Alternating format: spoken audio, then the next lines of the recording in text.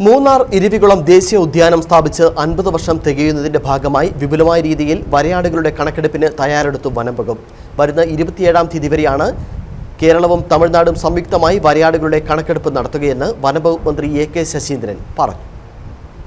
കേരളത്തിലും തമിഴ്നാട്ടിലുമുള്ള സംരക്ഷിത വനമേഖലകൾക്ക് അകത്തും പുറത്തുമുള്ള വരയാടുകളുടെ ആവാസ വ്യവസ്ഥ നിലനിൽക്കുന്ന മുഴുവൻ മേഖലകളിലും ഒരേ സമയം കണക്കെടുപ്പ് നടത്തുന്നതിനാണ് കേരളവും തമിഴ്നാടും ചേർന്ന് തീരുമാനിച്ചിരിക്കുന്നത്. കേരളത്തിലെ 89 സെൻസസ് ബ്ലോക്കുകളിലും തമിഴ്നാട്ടിലെ 176 സെൻസസ് ബ്ലോക്കുകളിലും തുടർച്ചയായി 4 ദിവസം കണക്കെടുപ്പ് നടത്തും. കണക്കെടുപ്പിനായി ക്യാമറ ട്രാപ്പുകളും ഉപയോഗിക്കും. പരിചയസമ്പന്നരായ വനംവകുപ്പ് ഉദ്യോഗസ്ഥരും വന്യജീവി കണക്കെടുപ്പിൽ പ്രാവീണ്യമുള്ള വോളണ്ടിയർമാരും ഉൾപ്പെടെ 1300ഓളം പേരാണ് സെൻസസ് ടീമിൽ ഉൾപ്പെടുത്തിയിട്ടുള്ളത്. സെൻസസ് ടീം അംഗങ്ങൾ അതാത് ബ്ലോക്കുകളിൽ ക്യാമ്പ് ചെയ്ത് കണക്കെടുപ്പ് പൂർത്തീകരിക്കും എന്നും വനംവകുപ്പ് മന്ത്രി എ.കെ. ശശീന്ദ്രൻ പറഞ്ഞു. ഈ വർഷം ഏപ്രിൽ 24 മുതൽ 27 വരെയുള്ള തീയതികളിൽ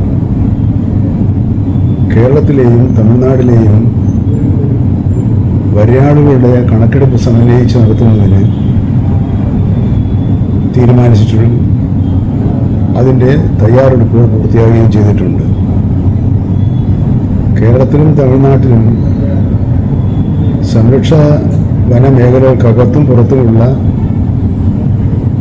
വരയാടുകളുടെ ആവാസ വ്യവസ്ഥ നിലനിൽക്കുന്ന മുഴുവൻ മേഖലകളിലും ഒരേ സമയം കണക്കെടുപ്പ് നടത്തുന്നതിനുള്ള തയ്യാറെടുപ്പുകളാണ് ഇരു സംസ്ഥാനങ്ങളെയും വനംവകുപ്പ് പൂർത്തിയാക്കിയിട്ടുള്ളത്. അറേബ്യയിലും ഹിമാലയത്തിലും പശ്ചിമഘട്ടത്തിലുമായി ലോകത്തിൽ തന്നെ ചുരുക്കം മേഖലകളിൽ മാത്രം കാണപ്പെടുന്ന നീലഗിരി താർ എന്ന വരയാടുകളുടെ ഏറ്റവും ആരോഗ്യപൂർണമായ ആവാസ വ്യവസ്ഥ നിലനിൽക്കുന്നത് മൂന്നാറിലെ ഇരവികുളം ദേശീയോദ്യാനത്തിലാണ്. വംശനാശ ഭീഷണി നേരിടുന്ന ഇവയുടെ നിലനിൽപ്പ് ഉറപ്പുവരുത്തുന്നതിന് വേണ്ടിയാണ് കൃത്യമായ കണക്കെടുപ്പ് നടത്തി സംരക്ഷണം ഉറപ്പുവരുത്തുന്നതിന് വേണ്ടിയുള്ള നടപടികളിലേക്ക് സംസ്ഥാന വനംവകുപ്പ് നീങ്ങുന്നത്. News bureau, Adimali.